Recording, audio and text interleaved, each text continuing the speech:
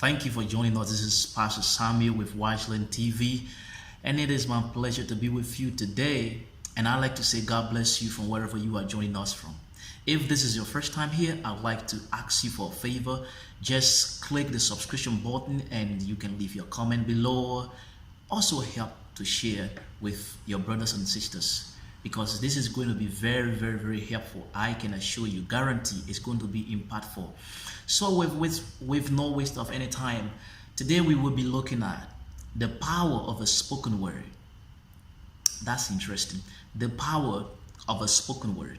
Under the power of a spoken word, I would like us to look at a subtopic that says three types of words, or three categories of words that can destroy the life of anybody. And this is going to help you, guarantee. So before we can go into the type of words, or before we can discuss the power of a spoken word, it is necessary for us to be acquainted with what actually words is. So either you believe it or not, 99.9% of everything that is happening within our life and around our life that we are displeased with, one way or the other, has been caused by the spoken word. For one fact, you know that the universe that we exist in today was put to place by just the spoken of a word. So everything that hovers around our life, either we like it or not, one way or the other, it was brought to place by the spoken of a word. So today I want you to look at the power that you've got within your word, and then the powers that are in the words of others people that you should be very mindful of. So before we go into it, let's first look at what is word. What is a word?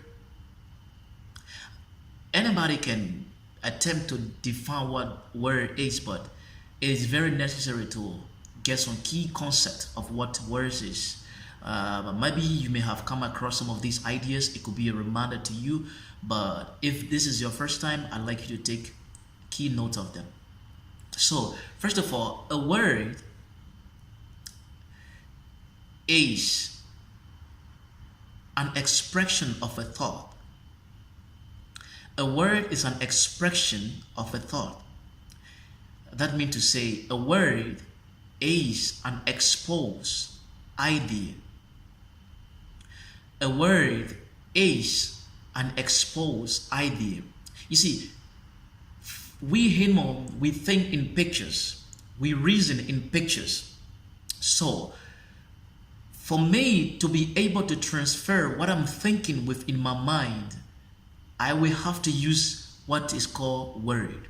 So word is a medium through which an idea is being transferred from the mind of a person to another person. A spoken word is purposely used to transfer ideas from one person to another. Example, now all these things that I am saying to you, they were formed within my mind like as a thought, and I began to meditate on them. So I feel that I have an audience, or I have people out there that I should be able to share with. So a community of people that I should be able to pass their thought on to them. How can this be possible except I use the concept called words? So these vocal expressions that I'm using right now is called word, and they are containing ideas that are running through my mind. Then I'm not passing them on to you as you listen to me. So word is a carrier of an idea. A word is an exposed thoughts of a person running through the mind of another person. For you to be able to capture what I'm thinking, I have to use a medium called words. I guess you get a little bit clue of what words is. Without the medium of words, you wouldn't be able to know exactly what I'm thinking right now, except I do it by drawing or writing. So words is one of the most easiest way to transfer my ideas to you. So words are ideas containers. Words are ideas carriers. That is the concise definition of a word. Now, words are received either through vibration or through image. There are people who think in images, and there are others who think through words. So if I spoke to a person who thinks in words, except the person be able to decode the words that I speak to them, or the words that I will be speaking to them, so that they can be able to put it from words to image, and from the image then they will be able to understand the concept that I am driving at, or the concept I'm trying to pass on to them. Now, the person who thinks in pictures, as I'm speaking, they will be hearing, but then they will be seeing pictures of the things that I'm referring to. Example, if I say, bring me the chair, the person will see an image of himself bringing the image of a chair to me. That means that person thinks in pictures. That is not really our topic today, but I'm just trying to help you to get a concept of what I'm driving to. All right, so we are talking about the power of a spoken word. Either you have acknowledged the fact or not that this universe that we dwell in was created by the power of a spoken word, or by spoken words of God. And today, I want you to understand that that same power exists within the words of anybody. As long as you are a person, you are a human created in the image and the likeness of God. You carry the power in your word to create, to build, and to break down, to destroy it, and to establish. So, what I want you to get today is, your word can form your life, or it can deform your life. I want you to understand that most of the things that we are going through as persons were caused by a word that was spoken either by us, either by people against us or for us. We understand people by the medium of the words they speak unto us. So, if we are going to become a victor of the powers that dwell within the universe, except we become master of our words. Being a victim of our words, or being naive to the power of our word, will cause us to be victims, or we become a prey, or we become victim, or at the mercy. We always find ourselves at the mercy of people who have mastered the power of words.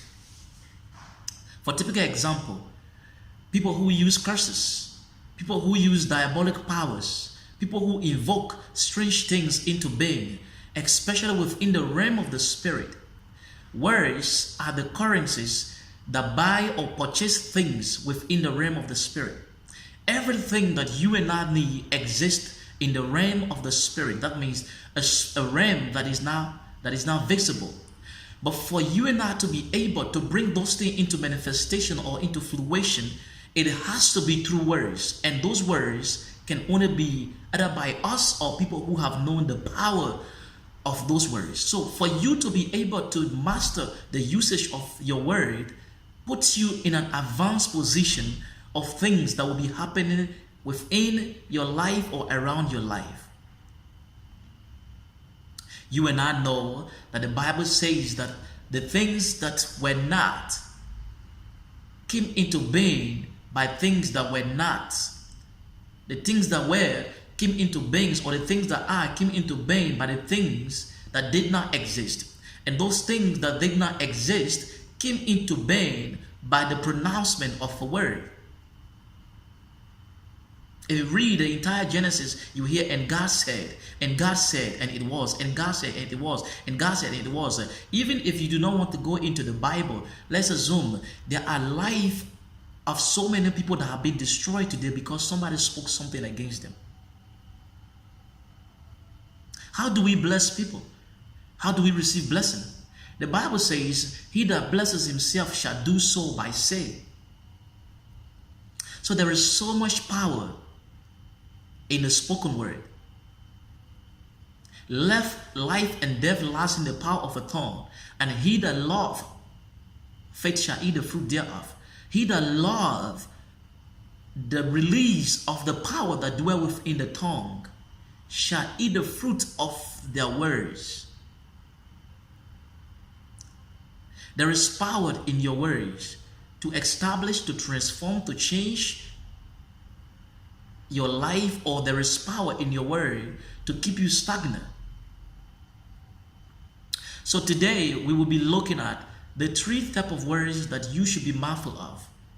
And this is not something that you should use to victimize others, but this is to put you in a position that you can be aware of the words that you will be having acquaintance with. So, first of all, the number 1 word that you should be very careful of that could destroy your life or the life of anybody that you may have to dwell with can be the words that people speak against you. The 3 types of words that destroy the life of anybody is, first of all, the words that people speak against you, and secondly, the words that you speak against people, and third, the most dangerous word, the words that you speak against yourself. To begin with, the word that people speak against you can destroy you, especially words of people who are in authority. I repeat that. The words of people who are in authority is very powerful to destroy or to build your life. And when I mean people who are in authority, I mean people who you find yourself under. I'm talking about leadership here now. So those words are very powerful. For example, words that people speak against you. If you are from the African setting, or if you are from any part of the world where curses have been released, you know the power of a curse. In the Bible, we remember when a king went to hire another king to come and curse certain people, Balaam.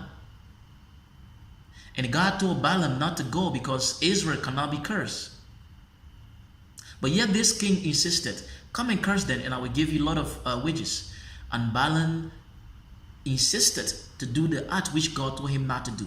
Even a donkey, showed him a sign. People say a donkey spoke to him. A donkey showed him a sign of not going to do the cursing of Israel, because the Bible says, for those whom the Lord has blessed cannot be cursed. So how do we receive this blessing and these curses? It's through words. Even God himself blesses us through his word.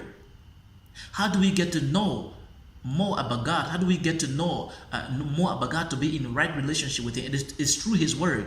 How do you know a person? By the time they open their mouth to speak. So words are powerful, especially words that are being used against you by people, or words that are being used over you by people are very powerful. They can destroy you and they can build you. So you should be very mindful of words that people speak against you. This is why you do not have to offend people to the extent that they will speak words against you. If you offend a person and a person say, except you did not do this to me, but because of what you have done, and the release that ideas that they have formed within their mind, it might likely destroy your life. But before the person speaks that word, they have formed an image within their mind of you that you are going to be destroyed completely. If a person said, except you did not do this to me, but because you've done this to me, this and this and this is going to happen to you. Before they can pronounce those words, they have formed it within their thought. It becomes an idea in their mind, and then it's been released onto you. And unfortunately, if you happen to hear those words, they form images within your heart or within your mind, and they sink within your subconscious mind, then they begin to manifest or begin to come into fruition. Why? Because it is now established in his or her mind, and it is established in your subconscious mind, and your subconscious mind is bringing it into fruition. So when we receive words initially, it is within our conscious mind, in our acquaintance mind. So as we hear it over and again, it sinks deep in within our subconscious mind. It becomes part of us. We have no control over it again. So when you hear a word for the first time, it's not too dangerous as when you hear it over and again. And then with it, when it's sick or when it's sinks within your subconscious mind, which is your deep in mind, which the Bible calls your heart, it becomes something which will produce within your life when you are not expecting. The Bible says, for where does all kinds of evil come from? Perversions. It says from your heart, and that word heart is the subconscious mind. Of course, you know what the mind is. The mind is the seat of the will. The mind is the seat of the will. The mind is a third major part of the soul. The soul is made up of the mind, the will, and the emotion. And the mind is the seat of the will. So whatsoever sinks within your mind give birth to your will. So this is the reason why at times you have no control over certain things that happens within your life. Because why? They are coming from the subconscious mind. And that part of the mind is very, very hard for you to be able to control. And how those things get within those type of that mind, it is through words. This is why learning is done through audio and visual. But audio carries 80% of the things that go within the subconscious mind.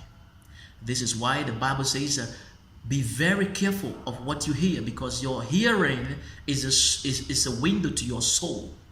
So be careful of words that people speak against you. Words number 2 that destroy the life of anybody. Words that you speak against people. If you speak negative words against people, it's just like you are sowing a seed that will later grow. It's just like hitting the ball, a tennis ball on the wall. It comes in proportion to to how you've sent it. If you send it high, it's going to come back very hard. So the more you gossip about people, the more you speak ill about people, you should create room for a lot of those type of words, because they will surely come back. So words that you speak against people has the potential of destroying you. Take for example, if somebody caught you gossiping, a very good friend caught you gossiping about them, that relationship is going to collapse. Number one, they're not going to trust you anymore.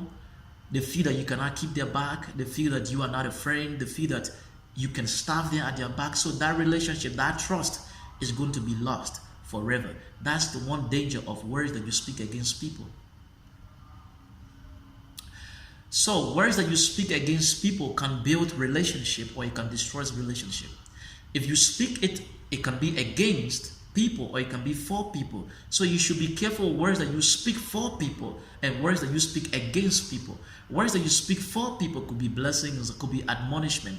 The Bible says, let your word be seasoned with salt, so that whosoever that hears them might be edified, might be lifted up, their soul might be exalted, their life must be impacted by words that you speak against, words that you speak to people. Let your words be seasoned with grace and salt, so that it may edify those who hears them. Finally, and this is very, very important, it is dangerous and it is beneficial. So before I go into it, let me remind you again, if this is your first time here, I am kindly asking for you to subscribe. Hit the subscription button so that you can receive content like this. That is the only support you can give to us, so that we can be able to produce more good content for you. So the last word is the word that you speak against yourself. I said the first one is words that people speak against you. The second one is words that you speak against people. But this last and the most important one is words that you speak against yourself. The Bible says, whosoever that blesses himself shall do so by saying at Zion. The Bible says in the book of Psalm, open thy mouth wide and I will fill it, for I am the Lord thy God who brought you out of the land of Egypt. In the book of Isaiah again, it says, I surely as a slave, God is saying, I surely as a slave, for whatsoever thy mouth shall say unto my ear, that shall I do. Whatsoever I shall hearken unto thy voice, that shall I do. Speak unto this mountain, and it shall be removed. It's not talking about physical mountain, but the power here is the power lies within your words to create your life or to destroy your life. So life and death lies within the power of the tongue, and your tongue is proportionate to your life. You have the power to build and to destroy it, your life. Let's take for example, if a person gets up within the morning and they say, oh, today is going to be a bad day again. I mean, you have just prophesied that day is going to be a very bad day. But if you woke up in the morning with excitement, you're like, wow, what a blessed day, what a glorious day, what a favorite day. That day will be blessed, will be favorable. Everything that, that vibe. Because the issue is not just the speaking of the word. The issue is the image that you have created within your heart, within your mind. The Bible says, out of the abundance of the heart, the mouth speaketh. So for you to say a word, it means it has overflowed, or it has overflowed your mind. It means your mind is ready for the fruit of those things that are coming out. Listen, every word that you speak is just an inch of that which is happening within you. That is why the Bible says, for out of the abundance of the heart, it means there are voices that are sounding within you that can no longer be contained within you, that you begin to speak them out. You begin to say them out. You begin to bless them. So how do we know that this person is blessed within the inside of them? They speak blessing. How do we know that this person is cursed within the inside of them? They speak curses. How do we know that this person is dark within the inside of them? They speak darkness. They speak words that cannot lift others. How do we know that this person is profound within them? They speak profound languages. That everything that they are thinking about is negative. So the negativity that is in them begin to disperse out.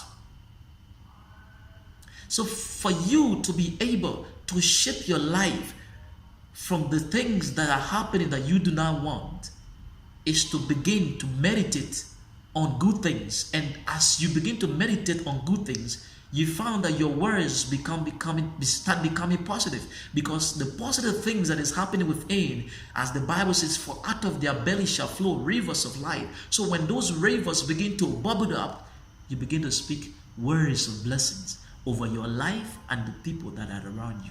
Thank you for watching.